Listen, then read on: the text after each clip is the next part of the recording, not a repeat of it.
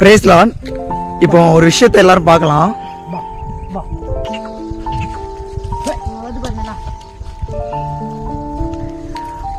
அவங்க கூப்பிட்ட உடனே அந்த ஆடு வந்து பக்கத்துல வருது.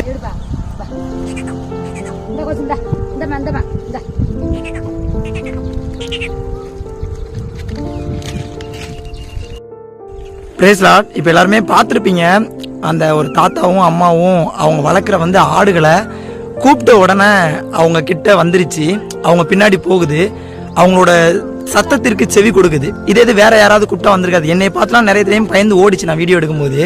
ஆனால் இப்போ பாருங்க, அவங்க 2 பேரும் கூட நிற்கிது. இதை போல தான் யோவான் 10வது அதிகாரம் 27வது வசனம் இருக்கிறது. என்னுடைய ஆடுகள் என் சத்தத்திற்கு செவி கொடுக்கிறது, அவைகளை நான் அறிந்திருக்கிறேன், அவைகள் எனக்கு பின் செல்கிறது அப்படின்னு சொல்லி கொடுக்கப்பட்டிருக்கு. இன்னைக்கு நாம அவருக்கு பின் சொல்றோமா, அவருடைய சத்தத்துக்கு செவி கொடுக்குறோமா அப்படின்றத நம்ம யோசித்து பார்க்கணும். பாருங்க, நம்ம இன்னைக்கு அவருடைய ஆடுகளா இருந்தா கண்டிப்பா அவருடைய சத்தத்துக்கு செவி கொடுப்போம், அவருக்கு பின் செல்கிறவர்களா காணப்படுவோம்.